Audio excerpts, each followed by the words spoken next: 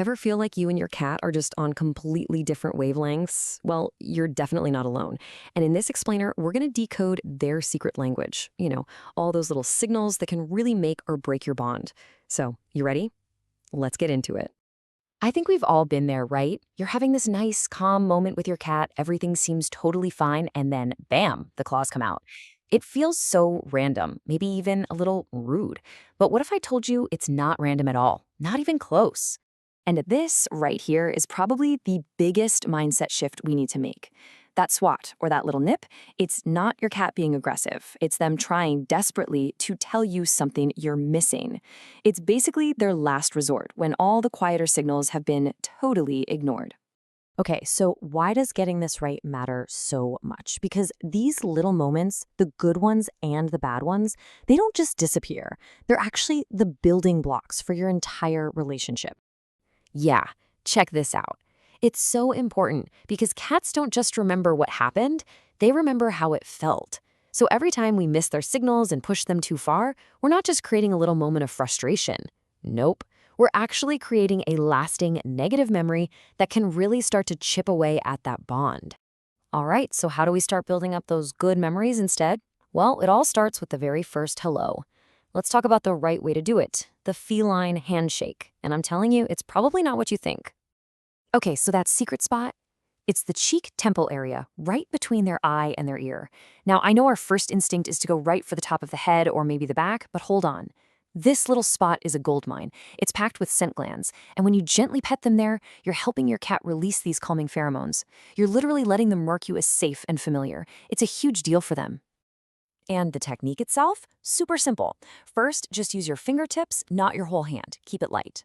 Second, really focus on that cheek temple region we just talked about. And third, use these slow, gentle, circular motions. The reason this works so well is that it's a lot like how a mother cat grooms her kittens. So you're tapping into this really deep, instinctual feeling of safety and comfort. It's a powerful way to say, hey, I'm a friend, in a language they actually understand. All right, so knowing how to start is great. That's half the battle. But the other half, and you could argue it's even more important, is knowing when to stop. This is where things usually go wrong. To get this, we have to talk about something called the petting threshold. The best way to think about it is like a cup you're filling with water. At first, the petting feels amazing, right? The water's filling the cup. But a few strokes too many, and suddenly, the cup overflows. And that awesome, pleasant feeling just turned into something overwhelming and even stressful for your cat. So how do you know that cup is getting full? Don't worry, your cat is going to tell you. You just have to watch for the signs. A tail that was maybe just gently swaying might start flicking or even thumping. Their ears might turn back or kind of flatten out.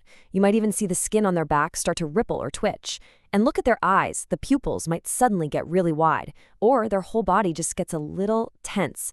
These aren't threats, okay? They're polite requests. It's your cat saying, hey, thank you, that was great, but I'm all done for now. This whole idea of listening to their body language, it's about so much more than just petting. It's really about respecting their personal space and their comfort in pretty much every situation. Let's take picking them up, for example. The whole goal here is to make them feel secure, not like they're being trapped. So you always want to support their weight. One hand under their chest and the other under their back legs. And then you hold them close to your body. That gives them a sense of stability. What you don't want to do is lift them by the scruff or hold them like a baby with their belly up. That just makes them feel super vulnerable and off balance. And here are two more golden rules of respect. First, try to avoid their whiskers. Think of them like super sensitive radar dishes. They use them to feel their way through the world, so touching them can be really jarring. And second, and this one's huge, never ever disturb a sleeping cat. I mean, it's tempting, they look so cute, but that's when their bodies and brains are recharging. Uninterrupted rest is absolutely vital for their health. Okay, so we've talked about how to say hello, when to say goodbye, and how to handle them with respect. So, what's the big payoff for all this careful work? It's everything. It's how you build real, lasting trust. And this is the key takeaway right here. Every single time you see that little tail twitch and you pull your hand away before they have to swat, you are teaching your cat something incredibly profound.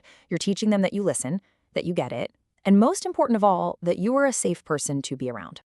And it's that predictability, that consistency, that builds the bond. When your cat learns that you're not going to push them past their limits, that's when they can truly, deeply relax with you. And that feeling of safety, That is the absolute bedrock of a strong, trusting relationship. So what's the one thing to take away from all of this? It's that the big, grand gestures, they don't matter nearly as much as these small, quiet moments of understanding. Learning to actually listen to what your cat is telling you with their body, well, that's the most powerful way to say, I love you right back. And that is a conversation worth having.